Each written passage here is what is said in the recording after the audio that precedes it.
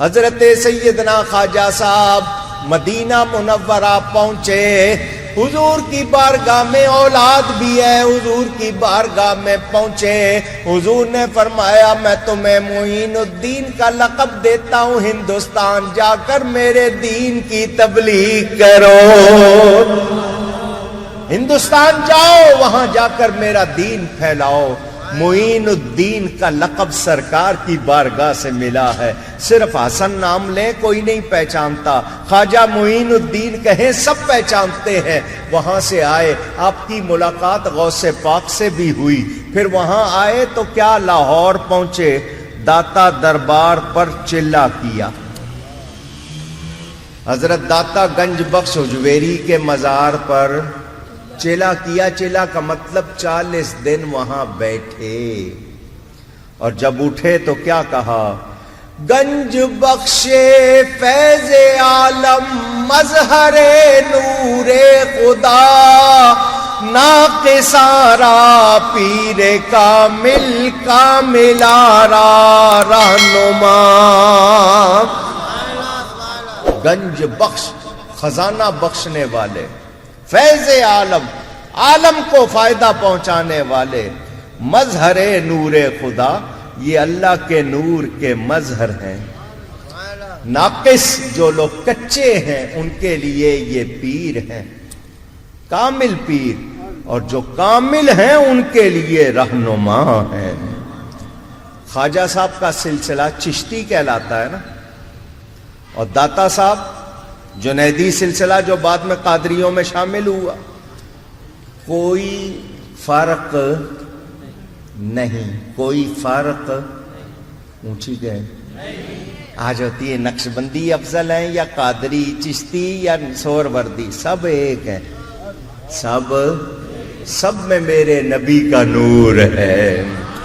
مزاج ہوتے ہیں, کسی کا کچھ مزاج کسی کا کچھ, یہ چاروں ایک ہے, ان میں ہمیں کوئی لڑائی کرنی نہیں.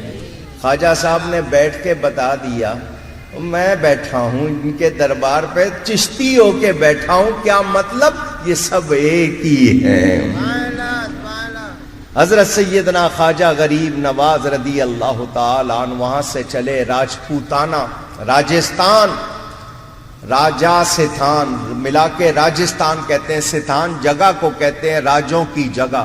وہاں بڑے بڑے راجے, ان میں جو پرتھوی راج تھا جس کو رائے پتھورا کہتے تھے, وہ اپنے آپ کو پتہ نہیں کیا سمجھنے لگ گیا تھا. ان سب کا وہ علاقہ, بتوں کی پوجا کرنے والے وہ سارے. حضرت خواجہ صاحب کے ساتھ 2-4 بندے آپ تشریف لے گئے, اور اجمیر جس کا آج نام ہے اجے, ایک ان کے راجے کا نام تھا میر, پہاڑوں کے سلسلے کو اجمیر بن گیا اس سے لفظ, وہ پہاڑی علاقہ.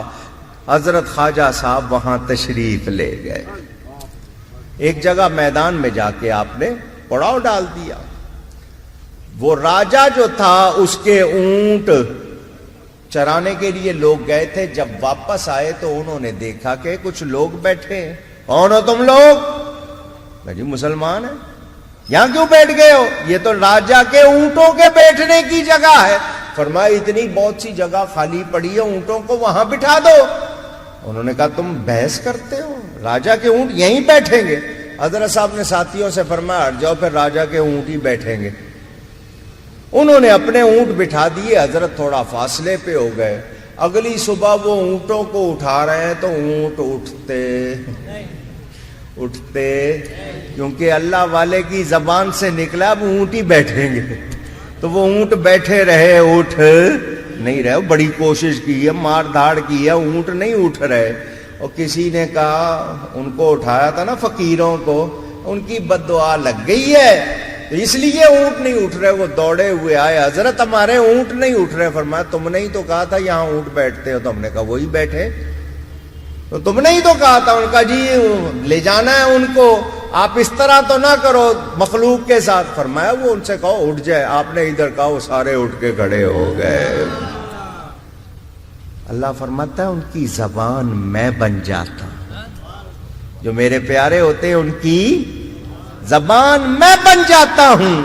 تو زبان بندے کی ہے, بولنے والا تمہارے منہ سے جو نکلی وہ بات ہو کے رہی، تمہارے منہ سے جو نکلی وہ بات ہو کے رہی، جو دن کو کہہ دیا رات تو رات ہو کے رہی۔ یہ سیف زبان ہوتے ہیں، جو ان کے منہ سے نکلتا ہے اللہ ویسا ہی کر دیتا ہے، کیونکہ یہ اللہ کے پیارے ہیں۔ قریب میں ایک تالاب تھا جس کا نام انا ساگر۔ ہندوؤں کا عقیدہ تھا کہ اس کا پانی اتنا پاک پوتر ہے، جو اس میں نہا لے وہ بالکل پاک صاف ہو جاتا ہے۔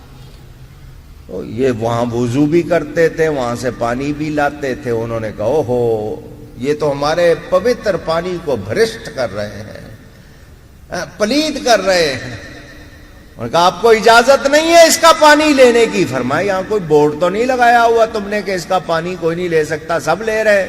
کہ نہیں تمہیں اجازت نہیں۔ آپ نے ایک ساتھی سے فرمایا یہ لو، آپ نے اس کو وہ دے دیا مشکیزہ، مشک چمڑے کا بنا۔ فرمایا اس میں پانی لے آؤ، ہو سکتا ہے یہ روک دیں نہ لینے دیں تو اس میں پانی لے آؤ، یہ جو انا ساگر ہے نا وہ اس میں لے آؤ۔ حضرت نے یہ فرمایا، اس نے مشکیزہ بڑا، سارا تالاب اس مشکیزے میں آ گیا، تالاب خشک ہو گیا۔ ادھر حضرت کے پاس وہ پانی ہے، وہ اسے پی بھی رہے ہیں، وضو بھی کر رہے ہیں، نہا بھی رہے ہیں، وہ ختم نہیں ہو رہا۔ ادھر ایک دن دو دن لوگ آئے، پانی کدھر چلا گیا؟ انہوں نے آ کے کہا کہ جی آپ نے ہمارا پانی لے لیا۔ فرمایا تم نے کہا تھا نہیں لے سکتے، تو ہم نے جتنا بھرا دیکھو وہی لے رہے ہیں، اس کے بعد تو لینے نہیں گئے۔ انہوں نے کہا مخلوق کو تکلیف ہو رہی ہے، ہم پہ مہربانی کرو۔ فرمایا پھر پانی لینے دینا ہم کو، پانی روکنا نہیں۔ انہوں نے کہا نہیں روکیں گے۔ آپ نے فرمایا جاؤ پانی انا ساگر واپس ڈال دو۔ ادھر ڈالا، تالاب پھر بھر گیا۔ وہ سارے دیوتاؤں کے ماننے والے یہ منظر دیکھ رہے تھے۔ انہوں نے کہا یہ جادوگر لگتا ہے، یہ جو آیا ہے یہ کون لگتا ہے؟ جادوگر لگتا ہے۔ اس نے کہا اونٹ بیٹھے، اونٹ بیٹھ گئے۔ اس نے پانی بھر لیا۔ تو یہ جو کرتب دکھا رہے ہیں یہ جادو کے، انہوں نے تو ان کا ادھر راجے کو اطلاع ہو چکی تھی۔ اس نے کہا اگر یہ واقعی جادوگر ہیں تو ہم جادوگروں سے ان کا مقابلہ کرواتے ہیں۔ وہ سب سے بڑا جادوگر جو ہندوستان کا، انہوں نے اعلان کیا جو آئے۔ اب واقعہ ملاؤ، حضور فرماتے ہیں میری امت کے علماء بنی اسرائیل کے نبیوں جیسے ہوں گے۔ نبی نہیں ہوں گے، کام وہ کریں گے جیسے نبیوں نے کیے۔ حضرت موسیٰ کے مقابلے میں فرعون نے جادوگر بلائے تھے یا نہیں؟ اونچی۔